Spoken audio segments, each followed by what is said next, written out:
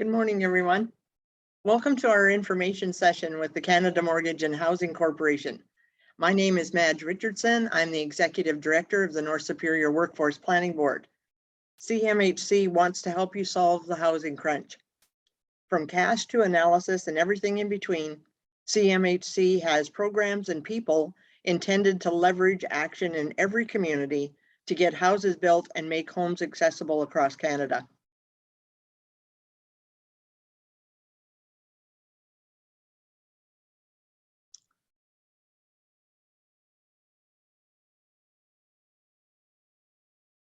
Sorry guys, I'm having a difficulty pulling up my file. Sarah, do you have the PowerPoint that you could pull up and keep your screen on? Yes, I can do that, Mads. Just give me 1 second. Okay, thank you. My apologies, everyone. Don't you just hate a guest speaker that doesn't know what they're doing? Bear with me. You guys are probably going, oh, here she goes again. Thank you so much, Sarah.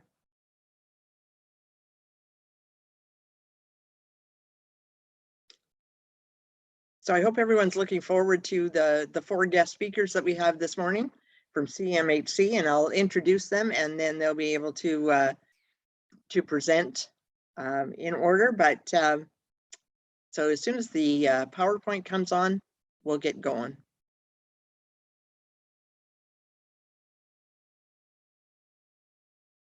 So I'm sure most of you are from the district. There's a few from Thunder Bay on the line, but what's happening in your areas? We've got some snow coming down.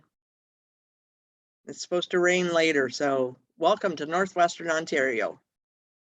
All right, there's the slides. Now, Sarah, are you going to be able to control and share move the screen forward? Yes, just let me know when you want to change the slide and I'll do that for you. Okay. All right. So I think we're pretty much ready to go.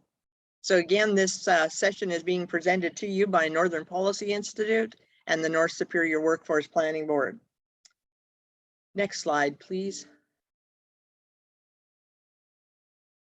So before we begin today's event, NPI, NSWPB, and CMHC would like to acknowledge the First Peoples on whose traditional territories we live and work. We recognize and appreciate the historic connection that Indigenous peoples have to these territories. We support their efforts to sustain and grow their nations. We also recognize and appreciate the historic connection that the Indigenous people have to these territories, and we support their efforts to sustain and grow their nations. We also recognize the contributions that they have made in shaping and strengthening local communities, the province, and Canada. Next slide, please. Thanks, Sarah. The offices of Northern Policy Institute and the Planning Board are located in Thunder Bay, which is on Robinson Superior Treaty Territory, and the land is the traditional territory of the Anishinaabe and Fort William First Nation. As well, NPI has offices in Sudbury, which is on the Robinson Huron Treaty Territory, and the land is the traditional territory of the Atikomiskling Anishinaabe, as well as Wahnapitae First Nation. Kirkland Lake, which is on the Robinson Huron Treaty Territory, and the land is the traditional territory of Cree, Ojibwe, and Algonquin peoples. Each community is home to many diverse First Nations, Inuit, and Métis peoples. Next slide, please.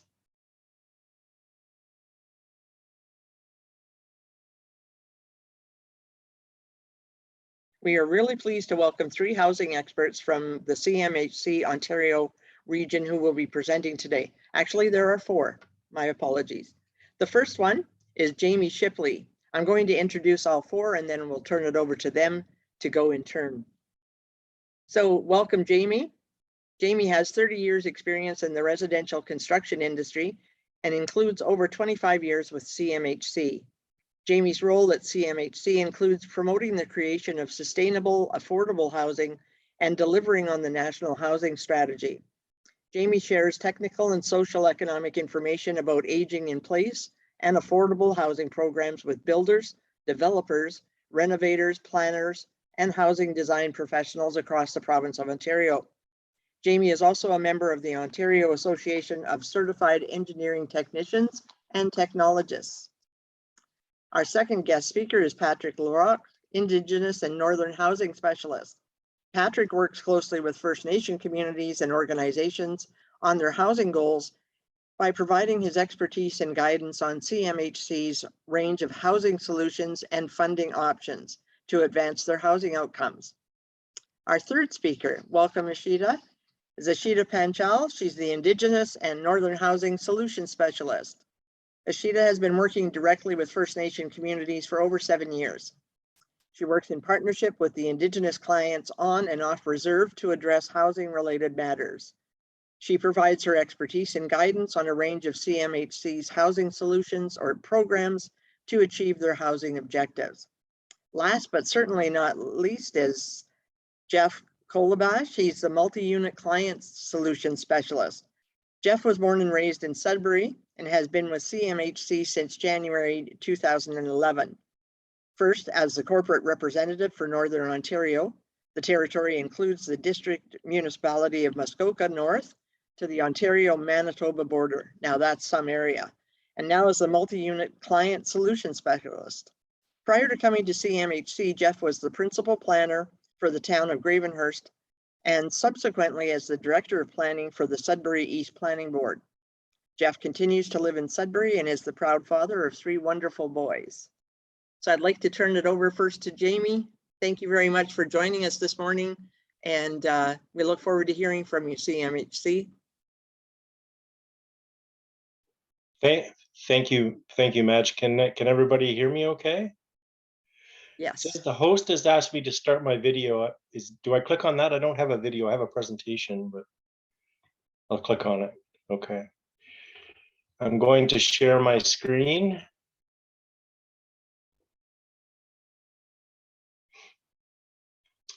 Can everybody see my screen now? Yes. Okay. Yes, we can, Jamie. Thanks. Okay, perfect. I'll start.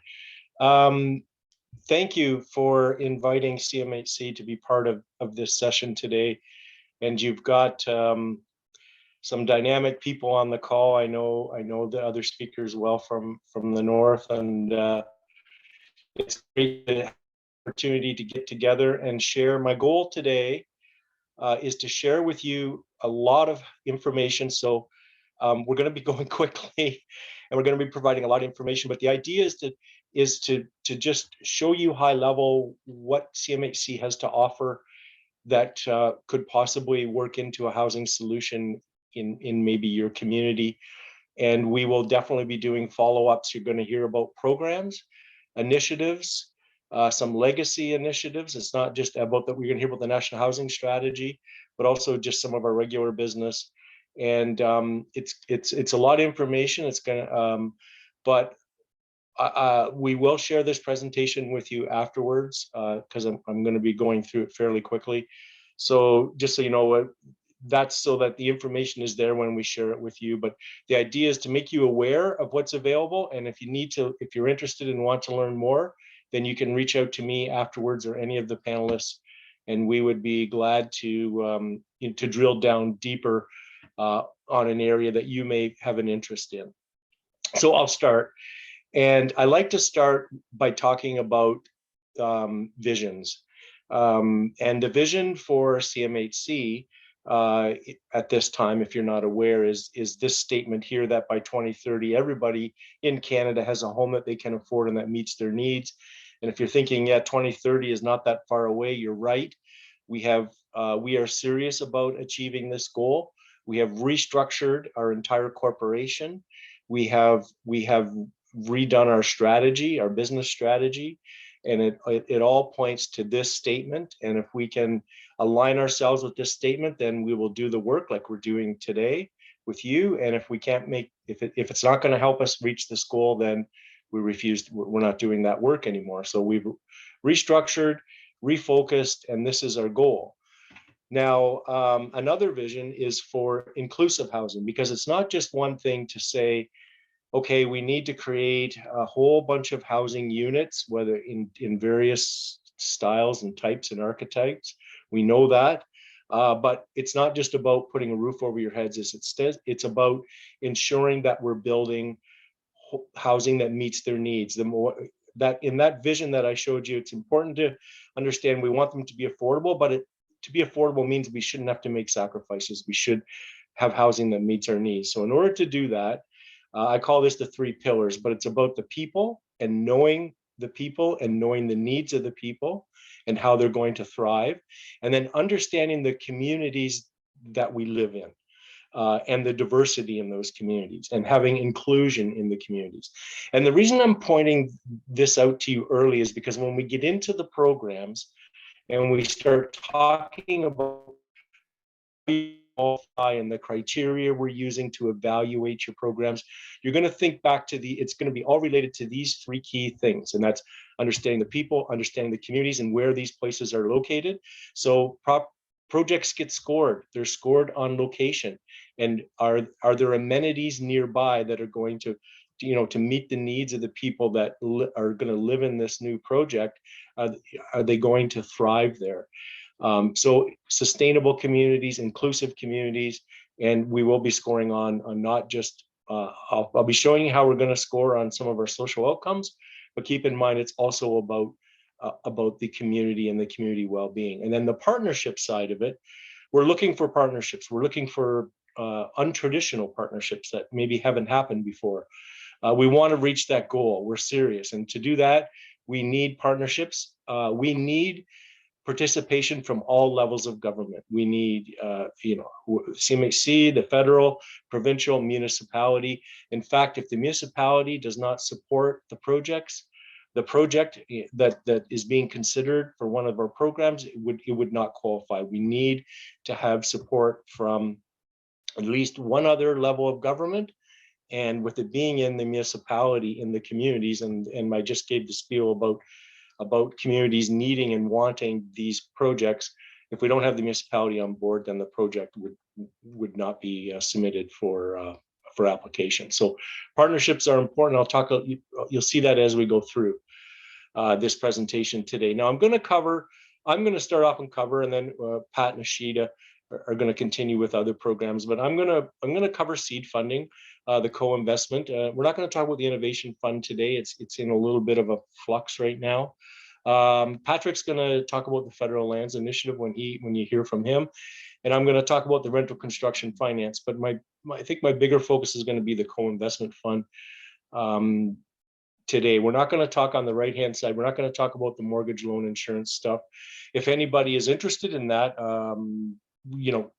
contact us after, and we will gladly talk. But just in today's presentation, these are the solutions that we're going to talk about on the left that I'm going to talk about. And I put the housing continuum at the bottom because the programs that we're going to talk about today will affect the entire housing continuum from left to right. That was the idea of the strategy.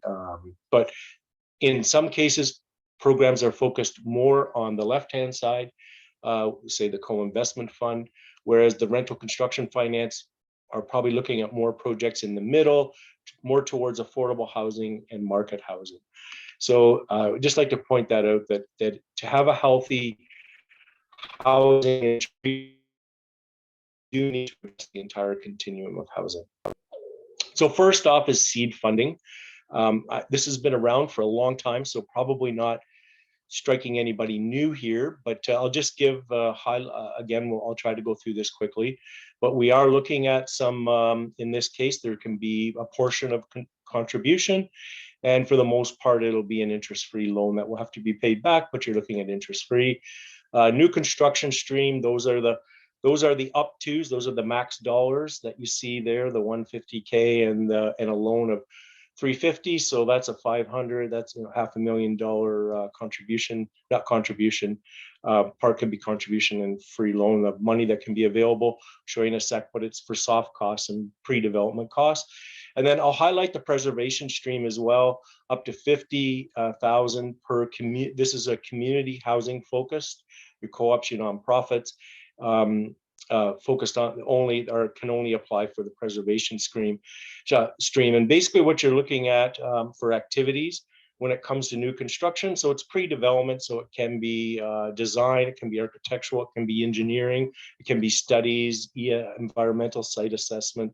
The pre-development costs, the studies that are needed to get that project to shovel, to permit, those costs can be covered under the seed program. And under the preservation stream, you're looking at an existing housing. You're basically trying to determine the condition of that project. So condition reviews, building reviews, reserve fund studies, energy audits, accessibility studies, those types of studies can be done on an existing community housing project on the preservation stream. That's the National Housing Co-Investment Fund, what we just call the Co-Investment Fund. Again, two streams, again, new construction and repair and renewal. We do understand with the strategy of getting to our goal of 2030, we do need new construction, we do need new projects, but we also need to pay attention to the existing housing market. We don't want to lose affordable units to disrepair. So there's also a stream for repairing older, tired units that we could be at risk of losing, requiring money and capital. So there is a stream in the National Housing Co-Investment Fund for that as well. This is both the seed and co. I'm just going to talk about the eligibility once because it's a lot the same for all our programs. But as you can see from the eligibility, it's the community housing sector, the nonprofits, and the rental co-op organizations. All levels of government, municipal and provincial and territorial governments and their agencies, Indigenous governments and organizations, and of course, any private entrepreneurs or developers that are looking to get into the affordable housing space. They are also eligible. And then the projects are everything from developing more community housing, social housing projects, the market, mixed use market with affordable rental, also very popular, but then still we got the shelters and the transitional and supportive housing. Of course, I talked about the risk of being abandoned or demolished, but it's also converting non-residential buildings that are basically not being utilized. And if there was if there could be a plan to reuse that building or repurpose it to multi-residential, that would be another eligible project. I just wanted to cover the social outcomes very high level. These are minimum requirements, and the way, and I mean, I won't get into this today because of time, and we don't want to get bogged down on this, but projects are scored under priority scores. So these are basically what drives our priorities, our social outcomes. So of course, we want the project to be financially viable. We are looking for depth of affordability, the minimum being for this program on the co-investment at 30% of the units at 80% of the median market rental. That's the minimum. To score priority points, you would go deeper in affordability to score the points. To understand on the priority points, to be approved for funding under this program, it's a competition across Canada. There's an intake window. We would take in applications and then they would be scored. And this stuff is all available on our website, and we would gladly go through that with you if you're interested. But I just don't have time today. But these are the way you score more points, by going deeper than these minimum outcomes. That's the same with the energy efficiency at 25% being the minimum. You go deeper energy than that, a deeper, more efficient design, all the way up to a net zero ready or net zero would score maximum points. And then we are looking for, again, understanding the people and the aging population, as I was telling you about. We're looking for some accessibility units that are built to accessibility standards. So we give options. We've also worked a lot of flexibility into these programs for new projects. And the flexibility is there's another choice of designing the entire project to be 100% universally designed. And if you don't know what that is, we do have information on our website as well that can explain what we mean by universal design. So there's lots of information to take in here. And then, of course, demonstrating a commitment for a minimum of 20 years is the minimum. And again, you go longer than that, this is where you score priority points. But that's just getting too much into the weeds for just introducing the project. I did want to point out, though, some of the benefits of this program. It is a 10-year, it's a total intended for total 10-year locked-in interest rate, and then renewable for another 10 years. The interest rate is the CMHC indicative rate. It will be lower than you can get at market going to traditional lenders. You can also see that the other benefit is the loan to cost, up to 95% of the cost for the co-ops, nonprofits, and Indigenous peoples. For the private sector, it's not as sweet of a deal at 75% of cost, but still pretty good. And then there is a contribution part to this investment, to the co-investment structure as well. So it is a mortgage first, contribution second, and you can see the maximums are up to that you would get. The project would be evaluated at the time and determined what the contribution would be. So don't expect it to be at 40. It would be that's the maximum up to level. More about the amortization also is another benefit to this program, with new construction up to a 50-year amortization, and under the repair stream it'd be 40 years. And basically what this does is lowers the debt service cost of the project to allow for more flexibilities with income coming in, or the rents, which is the rents coming in, and that's how the program creates affordable. There's new initiatives I wanted to point out under the National Housing Co-Investment Fund, and they are the Women and Children Shelter and Transitional Housing, which was, there's one that already announced, the Indigenous Shelter and Transitional Housing, I believe may be announced, but the Housing, Children, Shelter and Transitional Housing is about to be announced very shortly. So I just wanted to introduce it here. And that is that it's about it's a $250 million to support the construction and repair. I've seen at CMHC, there's also funds for operating costs, which I've never seen before, but I guess it's just an indication of the state of maybe the state of we're in right now in the current COVID pandemic situation, that we're reaching some levels that I've never seen before of crisis and help that's needed. This is the goal, is to create 560 units of transitional and shelter space for women and children fleeing violence.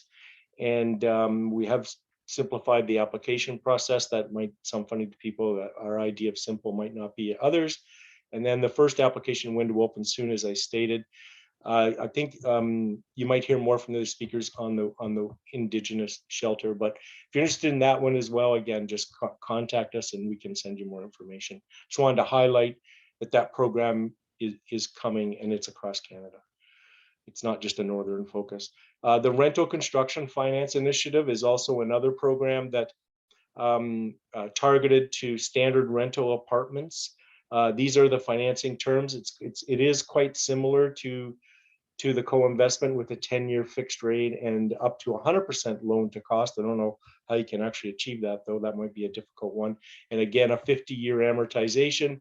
The affordability depth is a little bit different. The benchmark on that is not the median market rent, it's the median household income for the area. And shelter costs cannot be more than 30% of the median in household income for that area. So it's not as deep of affordability as the co-investment, but it still would create some affordable rents. It can be mixed use. There can be market in there to make the project viable. But that's basically that program. These are some of the benefits of it.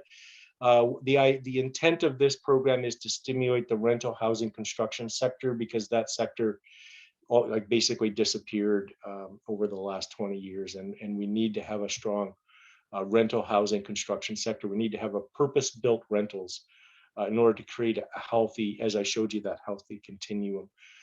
So these are low-cost loans during the riskiest phases. It does start out as a construction loan and then turns into a mortgage after. So it's a very unique product and saves developers money in that structure just there, let alone it being a low interest rate with long amortization. So there's some benefits to that. If you're interested in standard rental, this might be a program for you. We do also have a new mortgage loan insurance product coming out that kind of mirrors this for people that don't want it. Again, this would be a competition in the national space for this money, and your project is evaluated by how much beyond the minimum you go. The deeper you go, the more point, and those projects are being awarded. So we can talk more about that if you're interested in a standard rental apartment. What's the best program for you?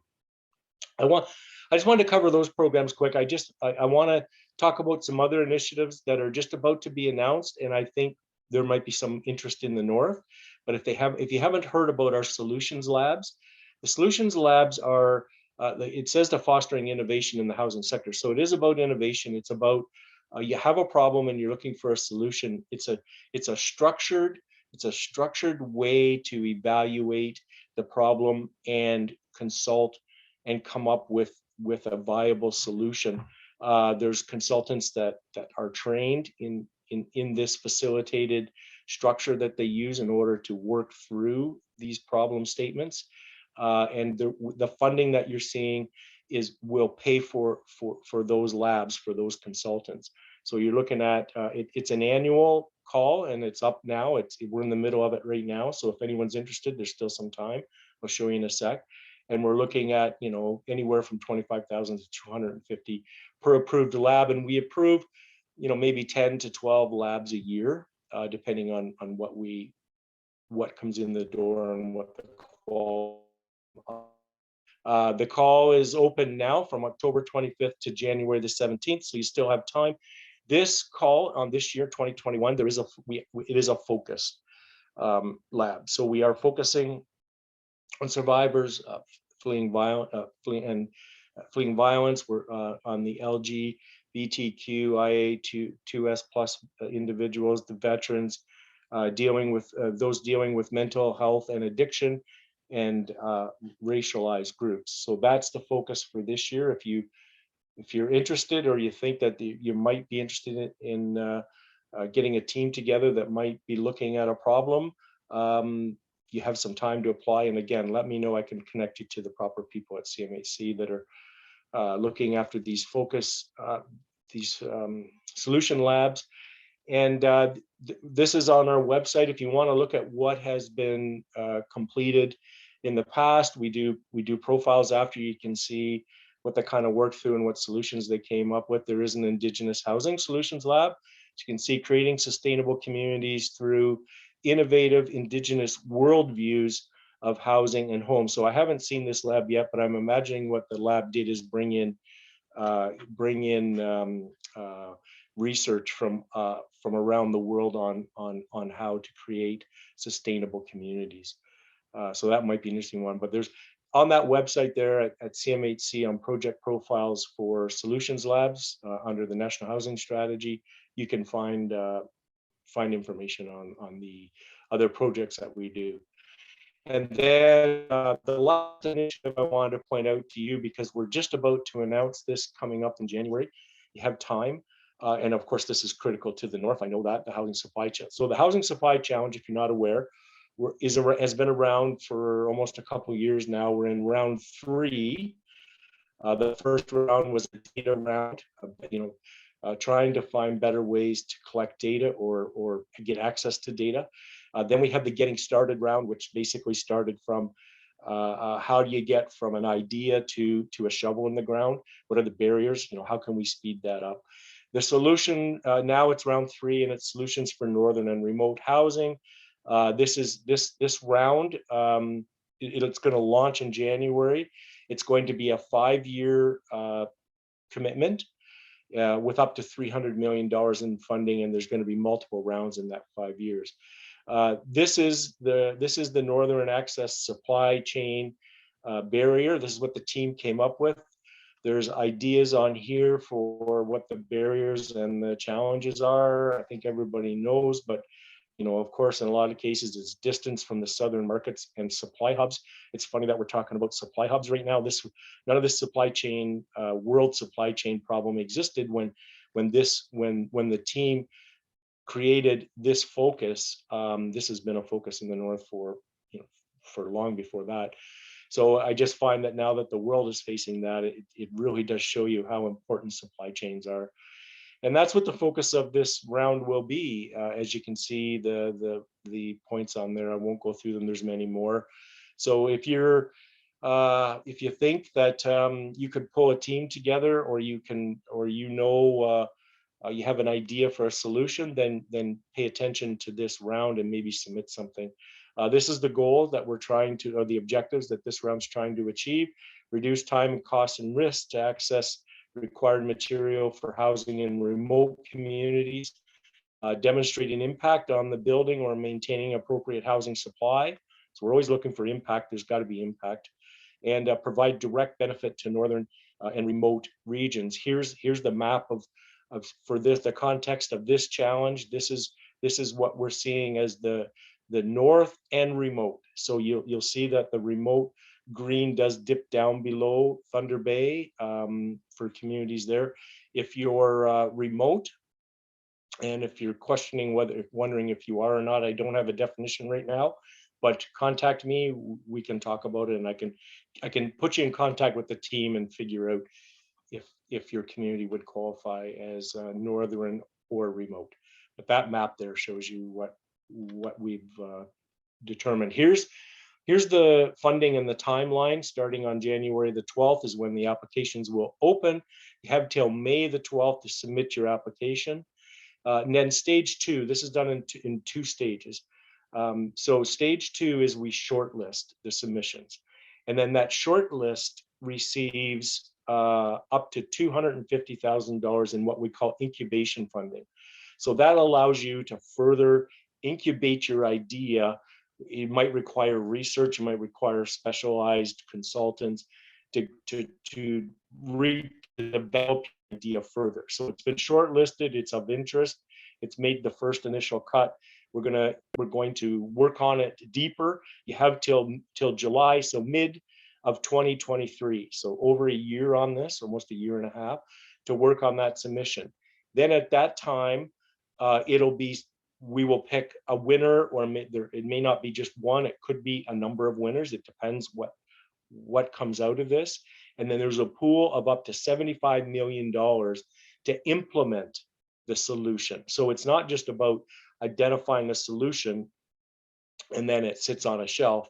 It's actually implementing that solution. And that can take, as you see, 2 years, up to March 2025. So that's how the supply challenge is working. It starts at one stage, provides funding to develop, and then funding to implement that solution. Here's how you can apply. You can see that we've partnered with Impact Canada. You can go through our website as well. That will end up then directing you to Impact Canada to submit your application. And as you can see, there's where the deadline for that is. You got lots of time on that one till almost mid-May. And if you want to get updates, you can go to the Cmhc Housing Supply Challenge. You can just use our search engine to find that. And you'll see the Northern Access Phase, and you can sign up for that and get updates. And if you have any questions, there's the link there for questions about the challenge.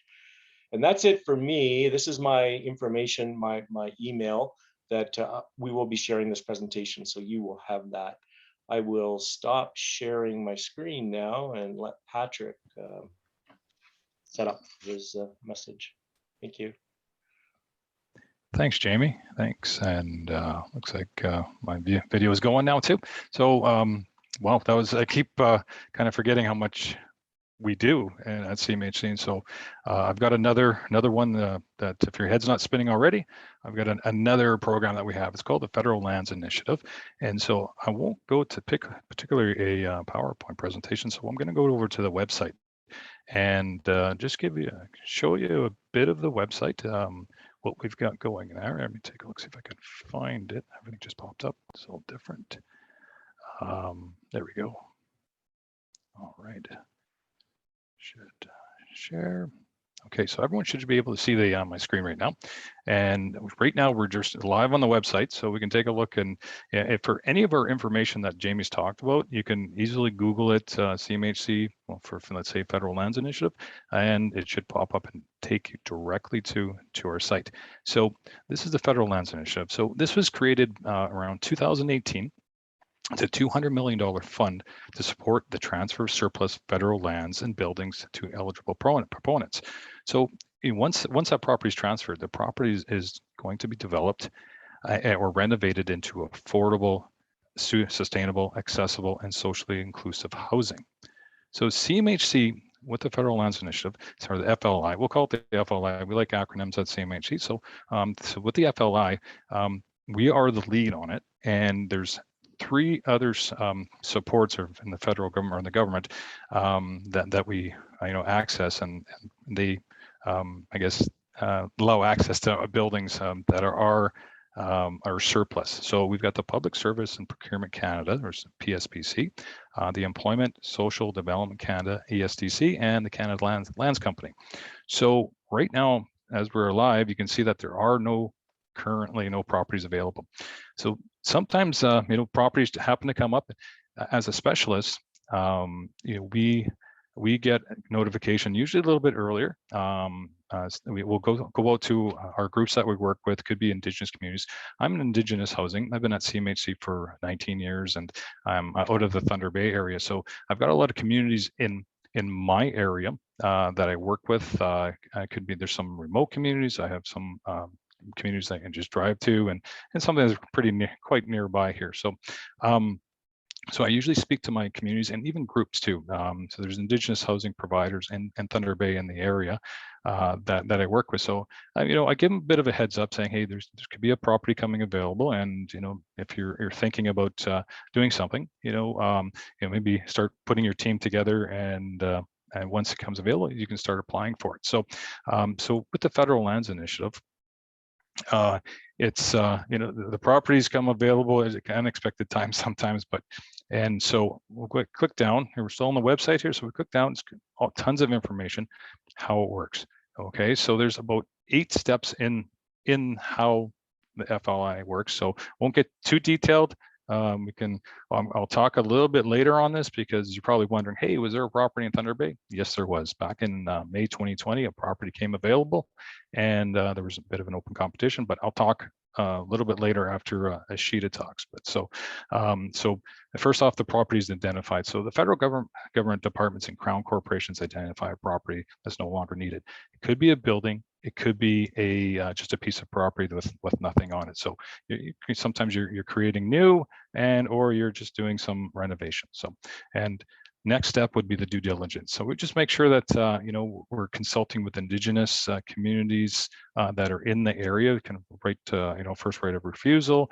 See if they're interested in that property, and just to see if there's any environmental or physical conditions that could that hamper the property. So once that's done, there's a property assessment that's being done too. So whoever owns the property, they determine what's what land and what buildings are going to be suitable to use as affordable housing.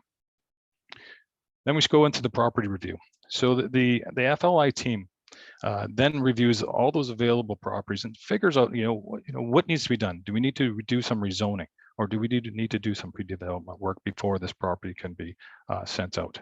So that gets addressed early, because if there's a zoning issue that the community it will not let new housing be built, affordable housing or any kind of types of housing be built in that area, we're not going to present that piece of property to everyone.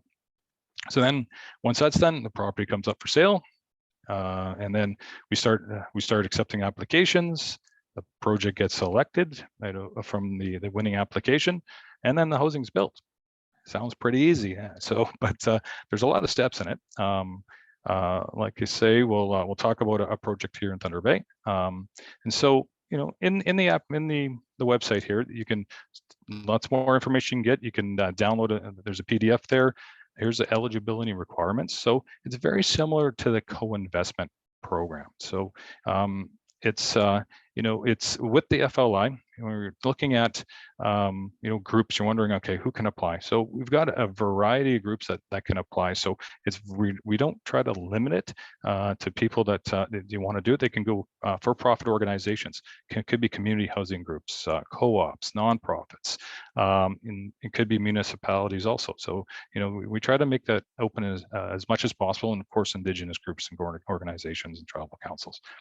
So and we don't strictly say, the property has to be 100% affordable or has to be 100% housing. It can be a good mixture of use also. So it depends on what the proponent wants to do. And we do a little bit of analysis over at Cmhc. We've got some underwriters that will take a look at the project and see what can be done if it meets the requirements. So we'll go down into the requirements. So, but like when we talk about the affordable housing projects, it could be mixed income, could be shelters, could be transitional housing, rental housing, affordable home ownership.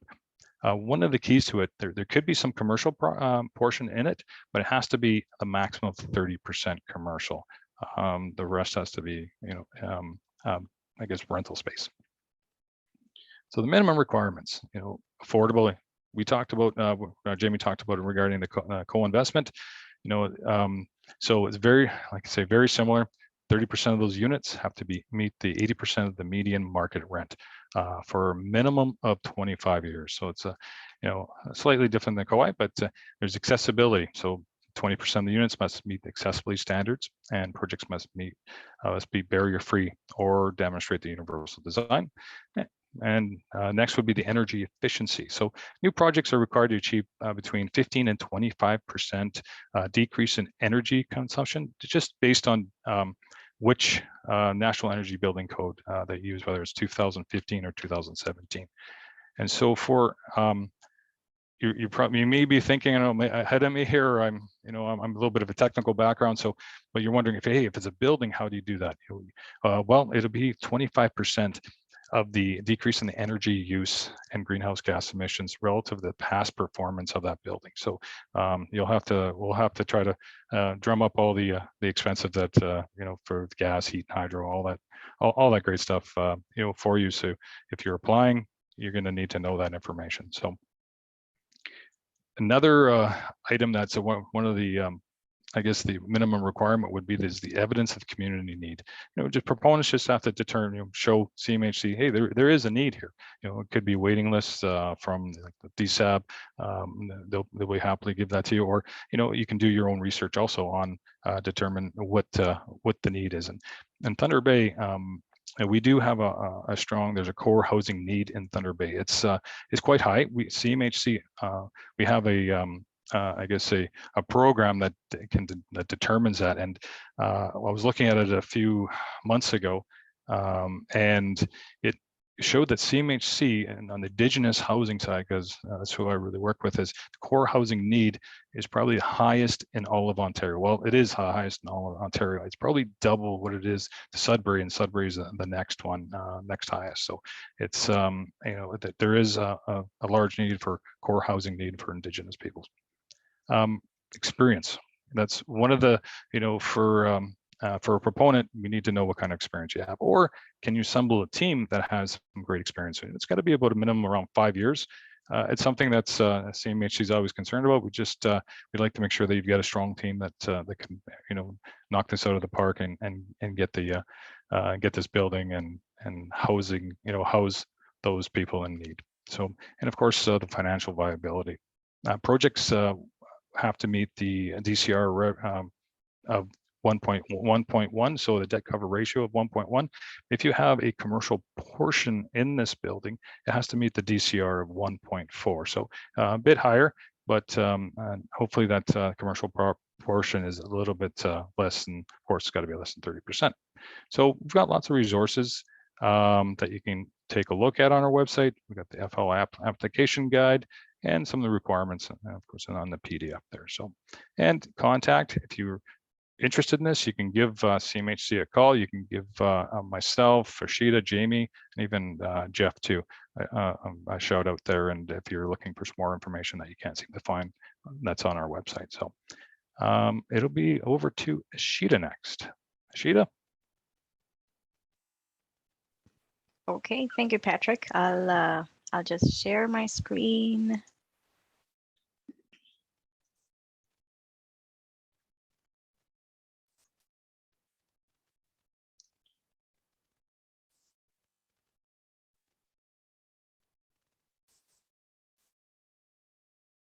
Good morning, everyone. Thank you again for the opportunity to us to share our programs with you. I would actually like to start by acknowledging the land that I'm located in. I'm actually located in the city of Mississauga in the Peel region, which is part of the treaty lands and territory of the Mississaugas of the Credit First Nation. My colleague Pat and I are pleased to share with you. We'll just quickly look at what the Indigenous and Northern Housing Solutions team within CMHC does, and we'll just look at some of the examples, some of the success stories under the NHS programs that we've delivered so far. So I'll just start by sharing where we are located. So Indigenous Northern Housing Solutions, we'll call it INHS for our discussion here. So we have our office, our staff, our teams are located towards the east side that covers the Newfoundland, the eastern side of the provinces. We have our team located in the province of Ontario. So Pat and I are part of the Ontario team. We have our other colleagues as well. The link here, we'll be sharing the presentation. So this link will link you to the CMHC page that shows the contact information of our team members. We also have our regional offices, that help the clients in the Manitoba, Saskatchewan region, Alberta and the northern areas, and British Columbia. So that's where we are located. Our team can be found. The clients that we serve in the Indigenous and Northern Housing Solutions. So Pat and I, primarily, we work with our First Nation communities. Our team members across the country also support the Inuit, Métis communities, the tribal councils. We work with the Indigenous organizations, housing co-ops, and nonprofit organizations serving the Indigenous populations as well. We have our team, as I mentioned earlier, we have our team in the northern part of the country as well, the territories. They also work with the municipal governments, development corporations, Indigenous development corporations, any representational organizations, nonprofit organizations, along with our Indigenous clients as well. Some of the programs, so Jamie mentioned, we have the National Housing Strategy programs, but in addition to the National Housing Strategy programs, we also have our legacy programs for the projects located on reserve for our First Nation communities, when we speak of Ontario. So we have new construction programs. One of the most known program is On Reserve Nonprofit Housing Program, recognized as Section 95. We won't go too much into detail about these programs, but I just wanted to share with you quickly about the program. So this is a program that allows the construction of retrofit of the housing on reserve in the communities. And for the duration of amortization, CMHC also provides the subsidy under the Section 95 of. We also have shelter enhancement program, that also supports the construction of new shelters in the communities, as well as retrofit of the existing shelters, and the direct lending. So under the Section 95, if the community chooses to have a mortgage for the construction of those homes with CMHC, that would be direct lending. We also have our renovation programs. The most frequently used programs are listed on the slide. The RAP program basically allows the retrofit of the substandard dwelling in the community to bring them up to the minimum health and safety standards. We also have an emergency repair programs that allows some emergency repairs, and a program that allows a senior occupant to have minor adaptations done to their home so they can live independently in their houses. So this funding helps build housing related skills. You know, the First Nation employs the community members in the renovation and construction works. It improves the living condition on reserve, as well as increase the health and safety, and reduces overcrowding in the community. We'll just look at some of the success stories. You know, CMHC recently had, you know, in the December 2020, we had a rapid housing initiative round 1. Under which we had approximately 679 applications, summing up to about $4.2 billion. I'll just share some stats. And for the Ontario region, we had about 178 applications, summing up to more than 4,000 units, I believe. And in Ontario, we had 17 proposals supported under this program. Out of 17, we had 16 proposals that were approved under this program that were Indigenous, from the Indigenous organizations, that summed up about 163 units, roughly $40 million. So just a very good program that allowed the communities and Indigenous organizations build the housing, you know, rapidly, very quickly. And I also wanted to share about another, you know, success story under the National Housing Strategy Program, under the co-investment program that we looked at. We have, you know, a group, an Indigenous group located in the St. Catharines. We're looking at the northern here, but just to share an Indigenous project that was very successful. We had this project. This group has the it was incorporated in 1988. It is operating under CMHC's Urban Native Housing Program. So this was a portfolio of about 32 scattered units under the National Housing Co-Investment Fund. INHS was able to support the complete retrofit of at least 4 units, and 50% of these units, so 2 units, are fully accessible, 26% energy efficient. So this was a very good success story that we had in our team. There are, and this is just a picture just to share with you, there are several Indigenous housing projects underway in the northern area. Just after I talked, Patrick will share about the project that he mentioned earlier in his federal lands initiative. So there are several projects underway in the Northern Ontario. Under the co-investment, they may also be the federal lands initiative. We also have supported several Indigenous housing co-ops under the co-investment fund to help them preserve the existing building and retrofit, similar to the one that I just shared. And there are several underway in the different areas. So in the Northern Ontario, we have several around the Sudbury, Thunder Bay, Timmins, Sulacau, Dryden, Red Lake areas.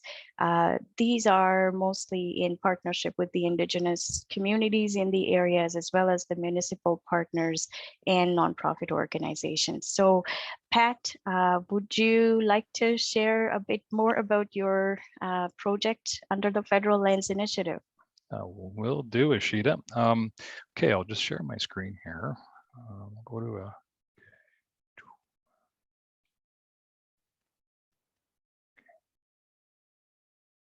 Okay, Ishita, you have to stop sharing, I think. Sorry.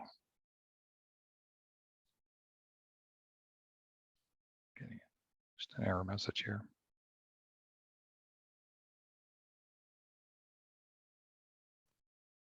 There we go.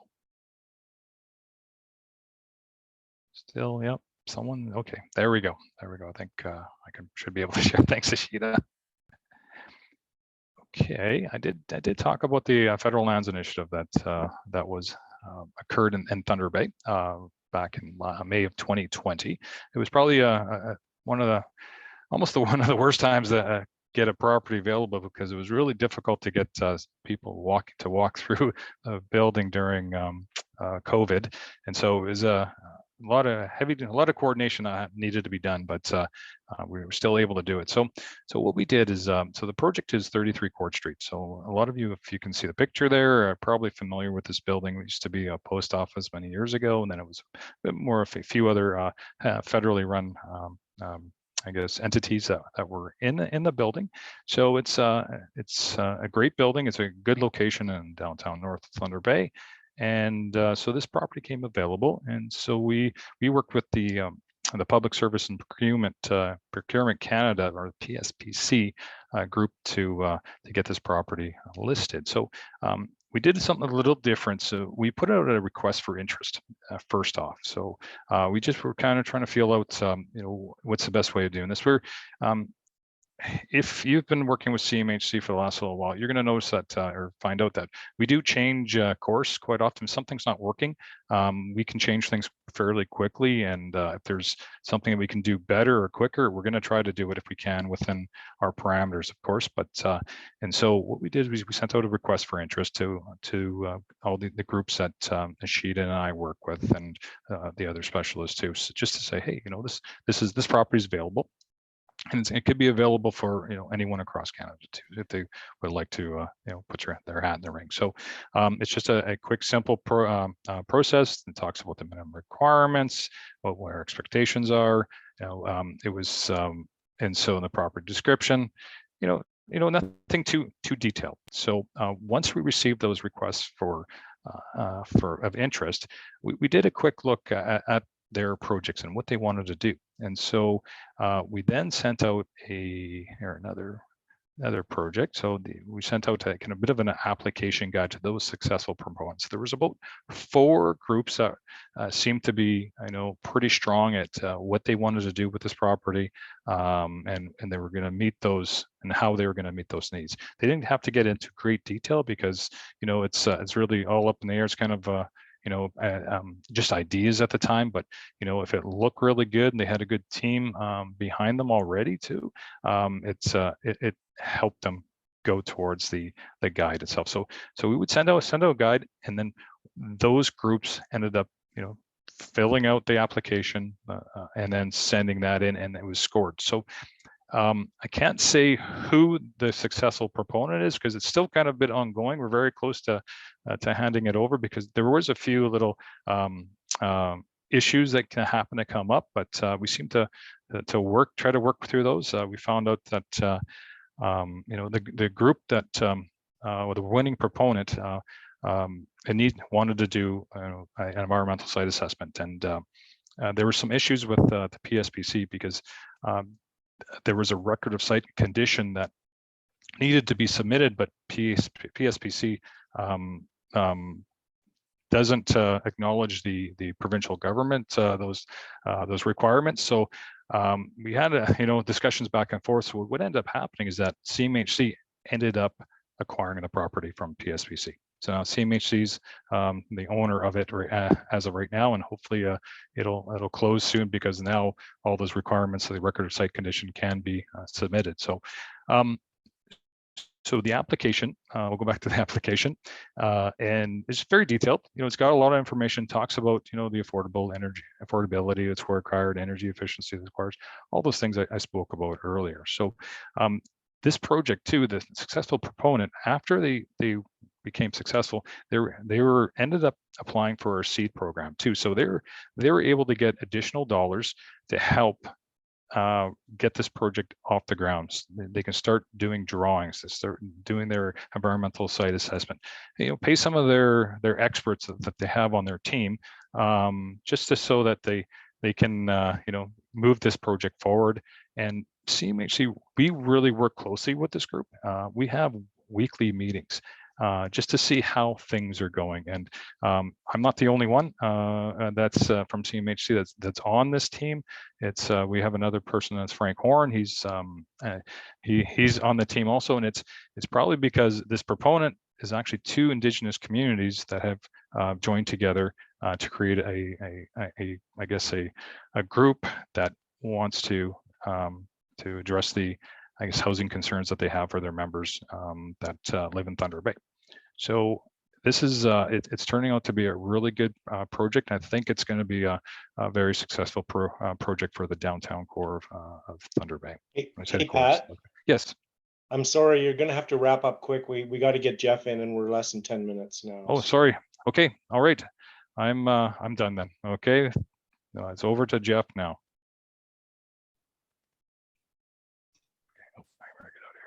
Okay, everybody hear me okay? Yes. Okay. Patrick, you're gonna have to, okay, there we go. Okay, so I'm just gonna get my, okay, can everybody see the screen? The picture? Not yet. I can. It's got you, well, it's showing you, Jeff. Have you put your thing up yet? No, yeah, I put it up, so I'm not sure why it's not, There's a little share down in the bottom right-hand corner of that screen when you're selecting share.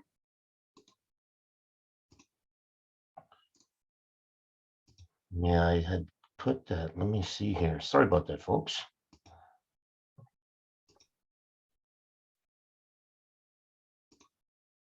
Okay. Now, can you see it? You got there. Very sound. Is it there? Okay, perfect. Sorry about that, folks. Okay, so I'm Jeff Kolibash. So I'm the multi-unit client solution specialist for Northern Ontario, as they said earlier, from Muskoka up to the Ontario-Manitoba border. So basically, I handle all groups outside of the Indigenous and Northern Housing Solutions team. So the Ishita and Patrick handle all of their files, and I handle everything else in this territory for my area. So what I'm going to share with you is, because the question is always out there about, so we saw the programs that Jamie alluded to, as well as Ishita and Patrick, and everyone says, okay, so what are they doing in Northern Ontario? Are we getting any success up there? So what I'm going to do is, I have a few pictures from clients that have they've sent them in to me for this presentation, just to show you some of the success that has happened out there. And we are having success in the north. The programs that Jamie was talking about, they are very detailed programs of what information we're looking for. So sometimes it can be a little bit lengthy process to get things done, because there's a lot of back and forth between us and the proponent. But at the end of the day, it's always about trying to find that best solution for the project that they're doing.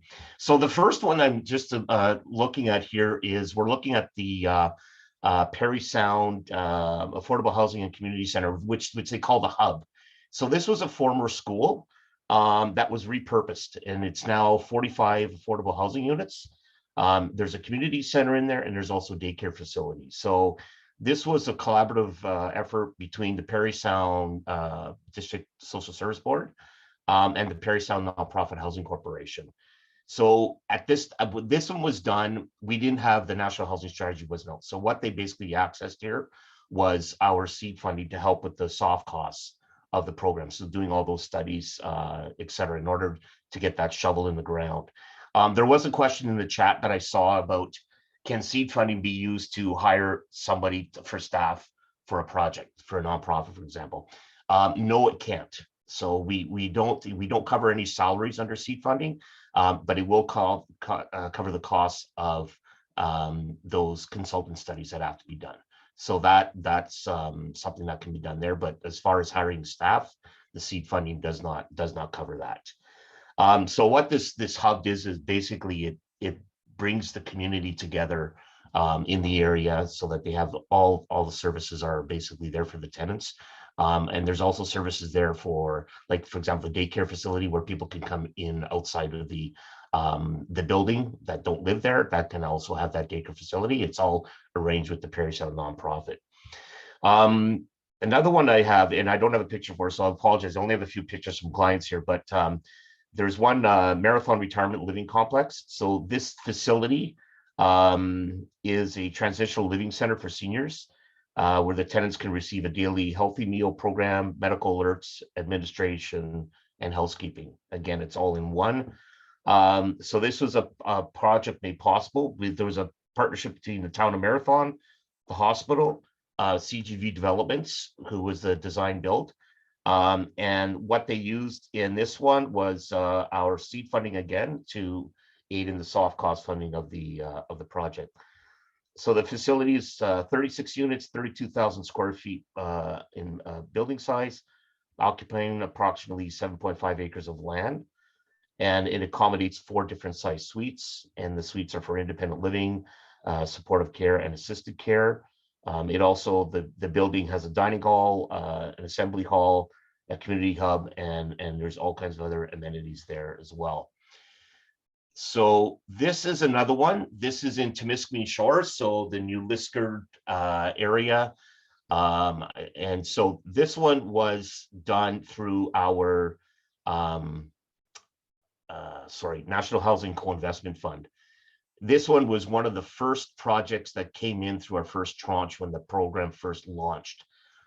This was a lengthy process to do this one because although we launched the program, there was a lot of stuff that we were learning as we went along the way. And this was one of the projects I went through that. So it was a lengthy process, but when everything was said and done, it finally got built. It was built on time. And as you can see, 68 new homes for seniors, 21 units in the project are affordable, and they've used both seed and co-investment funding.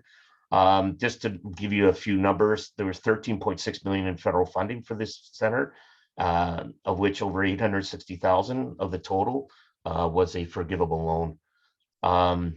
So it's being delivered through the co-investment fund. And let me see, and so the affordability is the 80% of the median market rent, so they have to meet that, and they're going to be maintaining that for a minimum of 20 years, which is part of the agreement. There's just another angle of it.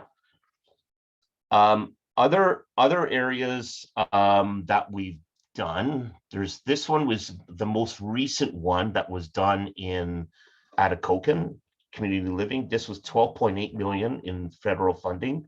Again, this was through co-investment. Over $330,000 of the loan is forgivable. 38 rental units, 12 being affordable. So you can see there's a certain, some of these groups, you can see CGV Developments is involved in quite a few because there's a lot of conversation in the north, and they this company that does this design build, they worked with many communities across the north. They also work with Indigenous people as well. And you could see some of the similarities in the way the building is constructed. So if you have something that's working, it's all at grade. Why reinvent the wheel? It all depends on how many units you want to do and what the community can basically sustain in that area. And usually behind the building, there's usually a walkway, there's a little park area, like a gazebo, people could sit in that. So, and there's a back door that goes out to this particular area. Some of these areas also have sheds that are available that they can have on the lot as well. So it all depends on what the proponent is looking for. So other areas that we're working with, we're working with in the Kenora area. Very strong relationship with the Kenora DSAB. They have a few seed and co-investment applications going through. The applications are for affordable housing for seniors, low-income individuals, Indigenous people, etc. They do some development on their own in addition to working with nonprofits and Indigenous organizations. So they are doing quite a bit there. We've also done some work in Sudbury. Patrick was talking about the Federal Lands Initiative. We had a former RCMP building in Sudbury that was purchased by the city, and for $566,400. And the city is building a small community housing building with up to 14 affordable housing units for tenants on the social housing wait list. It's going to be passive house specification, maximizing the building's energy efficiency to consume up to 90% less heating and cooling energy than traditional builds. The city Greater Sudbury also, with our rapid housing initiative, which Ishita mentioned earlier, they under the city stream, they received 7.4 million through a rapid housing initiative to create an estimated 28 new affordable homes for individuals and family in the city. And the units will support those who are in uncertain housing situations, experiencing or at risk of homelessness or living in temporary shelters because of the pandemic. So that one, I believe they've started working on that one. We also had Rapid Housing Initiative 2, where the government decided to put more money into it because we were oversubscribed under RHI 1. So they had more money in there. So the people that had applied under RHI 1, they amended their applications, and then so we had to look at them again. So our underwriters looked at them again, and so we had two projects in Sault Ste. Marie that were approved. So that's another one in the positive direction. That was working with the Social Services Administration Board for the City of Sault Ste. Marie. The ones that weren't in my territory, for example, the ones that were not approved, I'm working with them to discuss how we can work with them under maybe the co-investment fund or maybe the rental construction financing initiative. So we're still working with those groups to have those conversations. So it's still moving in the right direction. And another one is on the rental construction financing initiative. We had a project that was approved in Coniston, which is a small community that's part of the city of Greater Sudbury, but it used to be on its own until amalgamation back in 1999. And they received 17.95 million low-cost insured loan to help construct a new multi-unit residential building targeted to seniors in the area. The project developed by the Coniston Nonprofit Housing Corporation will provide approximately 55 affordable rental units for seniors as part of a 5-story building. And this group is also looking at doing other projects in the area as well. So these are just some of the examples of success that is happening in the North, because the question is always there: what are we doing in the North? Are we getting any money? And between myself, Ishita, and Patrick, and obviously Jamie, anybody that works in the North, we do have a passion for it. I was born and raised here in Sudbury, so I do have a passion for the North, and I do fight for my clients to get these projects, try to get them to approval. So when we're working with our clients at the beginning, what we're doing is we're doing our pre-consultation with them, making sure that we do have that strong application going in, because it is a national competition. So we are competing with the rest of Canada. So we are competing with Toronto's, we are competing with the Vancouvers out there, as well as other small rural communities. So my job, Ishita, Patrick, is to work with those groups and try to make sure that we get the best application in so that we can get those approvals in. So that's kind of what I do. I think Chrissy and Sarah have my coordinates for if you want to discuss anything. What I would suggest is, if you want to really take a look at our programs, go to our website, www.cmhc.ca. When you go to our landing page, there will be an area on the left that would say for professionals. Go in there, and then you can start seeing what all of our funding programs are all about.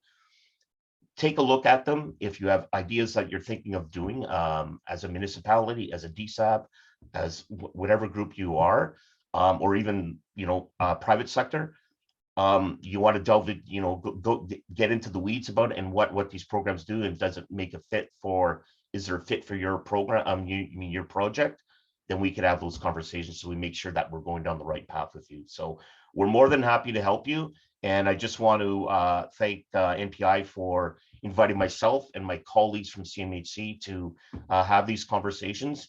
And we look forward to working with your organizations in the future. On that note, I'm going to stop sharing my screen. And thank you so much.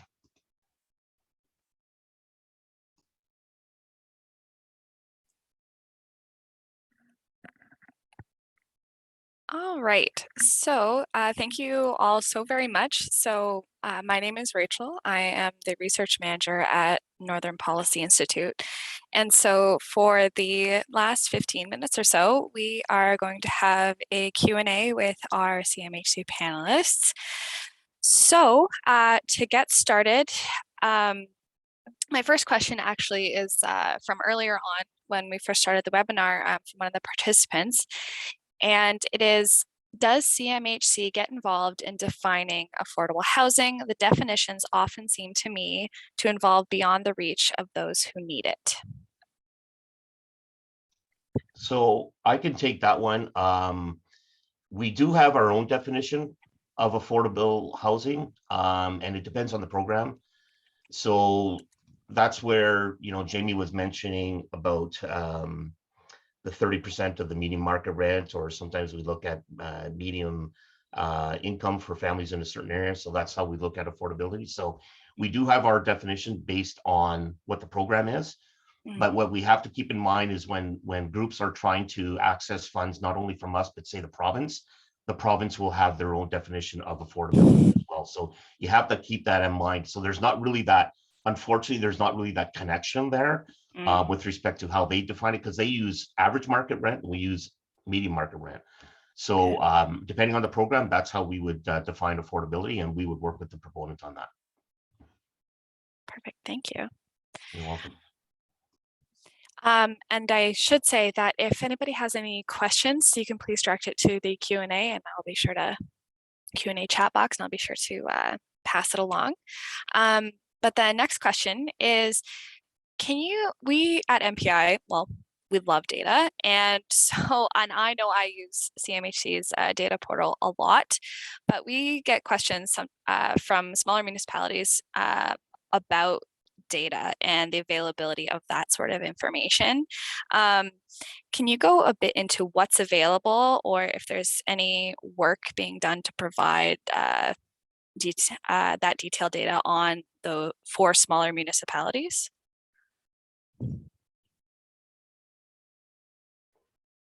Anybody willing to talk about data?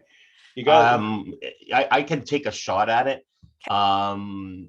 It is a concern. So basically our data that's out there on our portal is for communities are 10,000 or more. We don't have data that is for smaller communities. Now we can look into it depending on the community. There might be some suppressed data that's out there that we can look at. But as far as for the smaller communities, we don't have that in there. So sometimes proponents will look to the local social service administration board. They may have some data, or depending on what they're doing, we may look at maybe a third-party report coming in to provide that information. So, but some of the, like I know Kenora, for example, they do a lot of studies on their own. So they have a lot of that data, but there's other communities that don't have it. They don't have the resources. And it's unfortunate for this, because I know it's something that I've been talking about since I came in here 11 years ago, about how come we don't have data, because the majority of my area is all small communities, and Ishita and Patrick are the same boat as me. So we don't have that data. We need that data.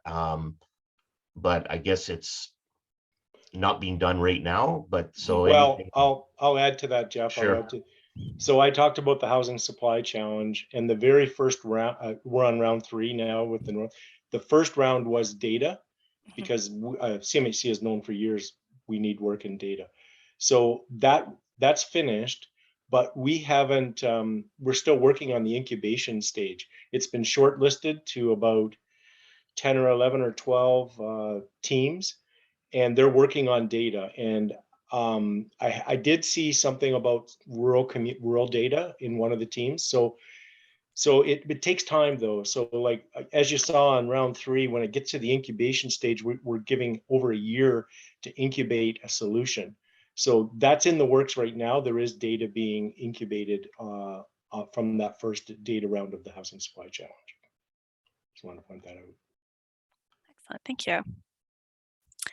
So our next question is, will CMHC allow operating funding in the new women and children's shelter funding for transitional or supportive housing, or is it strictly for shelters? So they're talking about operational funding, correct? Yes. Yeah. So there's for transitional housing. Yeah. Okay. Yeah. So there's 2 aspects to this program. We have to make sure that everybody understands that it's for women and children only. So there's no other groups for the shelter and transitional for this particular program. That one just went live yesterday. So there's a portion of money, I think it's because it just went live. I think it's about 200 million. That is for capital, and it's all contributions. Just so you know, it's not like a loan first program like co-investment or RCFI. So there is a portion that is for capital works, and then there's also a portion that allows for operational funding, top up and help with that. If you go to the website, you will see that there. It'll identify everything under the program, so you can take a look at that. But it does allow for some operational funding as well. 6 years of funding. Pardon me? 6 years. It's 6 years of funding. Yeah, up to the end of the National Housing Strategy. I can share a bit about this. So it's roughly $50 million for up to 6 years funding under the NHS. The operational support for the transitional home would be $15,000 per unit, and that's annual. And if it's a shelter project, then it will be $30,000 per unit. So that's the part of the operational support out of the funding of 50 million total. All right. So our next question is, how is MMR determined for remote First Nation communities? And I am not up to date on what MMR is. So that's market median rent that we. Oh, okay, perfect. Thanks. Yeah, but I don't know. I don't get into the weeds like that. I don't know how they. I guess do we use our market insights guys, or do we have data from StatCan Canada? I'm not If sure. you'd like to share a bit, or Sure. I can Yeah, share a Ishita. little bit. Okay. So I'll take a little bit of that question. For the median market rent, given that in the on-reserve projects we have, we do not have like statistics or data about the market. So what we consider, what matters under any of the programs, co-investment programs, what matters is the financial viability of the project, given that the funding under the COI is more towards the capital. So for the duration of the buildings, we want to ensure that project is viable. So for the rents, it's the information that is something that's provided by the community on reserve, and that would be taken into account in lieu of the MMR from CMHC side. So that's what we look at. As long as we have the information that confirms that with those rents that are proposed for the building make the project viable, that's what we would consider for on-reserve projects.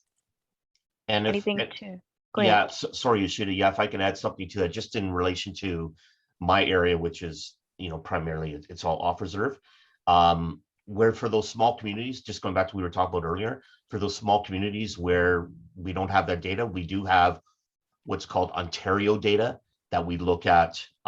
It's an overall basically number that gives us the median market rent for Ontario for those communities that are not identified within our basically our data that's on our portal. So we use Ontario. Now those numbers are still too low. They're still too low, and in addition to even the numbers that we have for our MMR, it's not necessarily reflecting what's on there. So like what's happening in real life, if you go to what the rents are, if you go on Kijiji or the local newspaper, whatever, they're seeing the numbers that people are charging for rent. It doesn't reflect what's in our data. So that becomes a little bone of contention as well. So we will work with the proponent when it comes to stuff like that. If they find that they have better data, or they're going to bring something in from a third party, and if we can accept it, then we will definitely look at that. So that's part of our consultation as we look through the work with the application at the beginning for the proponent. Perfect, thank you. So our next, so I have, given the time, I have 3 more questions, comments before wrapping up. But the next one is, what are the top 3 contributing factors to the housing shortage? Why do you think the free market isn't satisfying the demand that is there?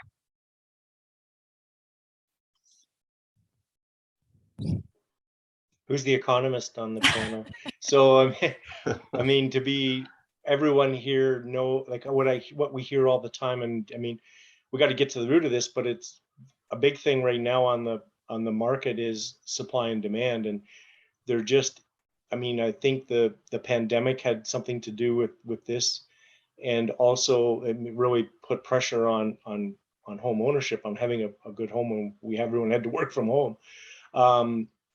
And it's supply and demand. That the listings are down. If you go to, like if you're paying attention to the market at all, for the amount of people that are looking for homes to the amount of inventory that's for sale at the time, there's a mismatch there, and that's part of the reason that's driving higher costs. But I don't know if anyone else wants to chime in on anything else that they think might be part of this, but that's. Well, I know that we need obviously to increase that housing stock. So this is why we have these programs that came out under the National Housing Strategy to help to increase the housing stock in communities. Because what's happening in a lot of these communities, especially, you know, these northern communities, is we have a lot of seniors in these communities. We know that we're above the average, the provincial average in Northern Ontario for seniors. The problem is the seniors have nowhere to go. So if they have nowhere to go, if there's no new builds, like multi-res builds for them to go in, then they're in their homes and they're stuck there. And they don't want to go to another community. Like I've dealt with small communities outside of Thunder Bay and outside of here in Sudbury, and the people don't want to go to the larger communities unless it's because their health warrants that, you know what, they need long-term care or whatever it may be. So if we can get more housing stock built, and that's what we're trying to do through these programs, then we give an opportunity, say, for example, for seniors to move into that new housing, and the existing housing stock that they're in right now is opened up for others to come in. And that could be, because there's labor force issues with respect to housing.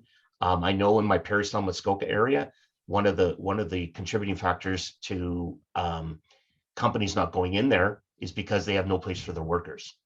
So if you have no place for your workers, then they're not going in there. Hours of operation for some companies have changed because of that, or they've closed for certain days. And I know Tim Hortons, I think it's in Port Carling, is like that. They can't get any labor in to work because they have their people have no place to live. So they've actually closed it or changed their hours because they have nowhere to, they have no workers that can come in. So there's a lot of contributing factors, but we have to work towards getting these projects off the ground. And that's why these collaboration / partnerships are out there. And we have to really work with the private sector. Governments just don't have that money. Like we have money under the NHS, but it's still they're primarily loan first programs. So we all have to work together on that, and that's what the whole thing is about: collaboration and partnership. I'm not sure if that helps, but oh, that's perfect. Thank you. And I think that answers some of the other questions that we had. But my last question is seed funding available to help build prefabricated homes on municipal owned building lots? So the seed funding is for soft costs. So it's not for capital works. Okay, so it's all your soft cost funding. So, any studies that have to be done, or building permits, environmental site assessments, things like that. That's what it can be used for, but it's not used towards the hard costs for the build. So what we do is we work with the clients, helping them through the seed funding, obviously if it makes sense with respect to the project and our funding programs. And then at the same time, we're talking to them about our other funding programs that help with the capital side of it. So for example, co-investment. So we'll have those conversations in concert so that the applicant is aware that, okay, you can help me out with the seed funding, but you can also help me out with the capital. And even in the capital funding under seed, you can still put, because there's under co-investment, there's other studies that are going to be required as you move through the process. For example, a Class A estimate, right? It has to be done, like a PQS report. So when those have to be done, that can be incorporated in your soft costs under the co-investment application. There is a line item there that says, what are your soft costs for that? And that project that was identified in the question, that would qualify for seed funding, right, Jeff? I think you said modular home on municipal. Oh, absolutely. Yeah. Yeah. We don't say you can't do, I know the modular builds was part of when they looked at the rapid housing initiative, they were looking at, the modular build sort of thing. Yeah. So, but yeah, it doesn't matter what type of build it is, like the seed funding will help with that for sure. As long as it's approved by the municipality is, accepting the project. It meets. Yeah, we have to. Yeah, and I think so. If I can, just when Jamie was talking about that, we need that support from the community. So, and it doesn't necessarily have to be financial support. It can be just support that, we support this project. There might be in-kind services that a municipality can do, or they can, maybe defer or waive taxes, whatever it may be. But we need that buy-in from them. So that's one of the key things that I talk to my clients about right off the bat. When we start getting into, really what the project's all about is, have you talked to the municipality or have you talked to the local housing service manager? Because that's very important, because we need that buy-in. Somebody wants to put 100 units for seniors in a community, and it doesn't make sense because they actually need units for low-income individuals. Then the DSAB or the municipality is going to let us know that that's where the need is. So we have to have those conversations. Perfect. All right. Thank you all so very much. So I will ask that my co-host Madge turn her video on. So we'll close it out today. So Jeff, Ishita, Patrick, Jamie, thank you so very much for talking with us today and answering our questions and talking about all of the CMHC initiatives that are going on. And so from after this, the recordings will be on our respective websites. So Madge is from NSWPB.ca, and for Northern Policy, it's northernpolicy.ca. And so we will be sending out that recording link as well. We will ensure that we will ask, of course, the panelists if they can provide their presentations afterwards. I know there's lots of people that have lots of questions and are very eager to talk to you all afterwards. So, Madge. Thanks, Rachel. Yes, so first of all, thank you so much to CMHC. It was a pleasure working with you to bring this session forward today.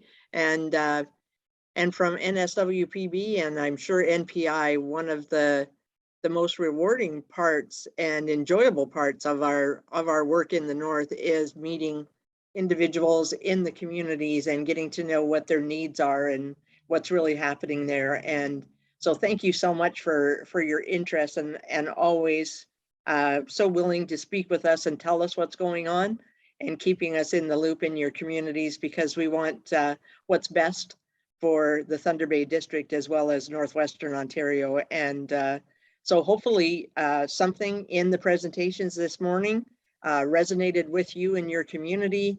And I hope you'll follow through with CMHC. And if you have any questions for either myself at NSWPB or Rachel or Charles at NPI, I'm sure we'd all love to hear from you. But so from the bottom of our hearts, thank you so much. The presentations were great and really concise, to the cut right down to the chase on the programs. And so it's really good to see the variety and the breadth of the programs that CMHC provides. So thank you so much, everyone. And I hope you enjoy the rest of your day. Thanks, Rachel. Everyone. Thank you. Bye, everyone. Take care.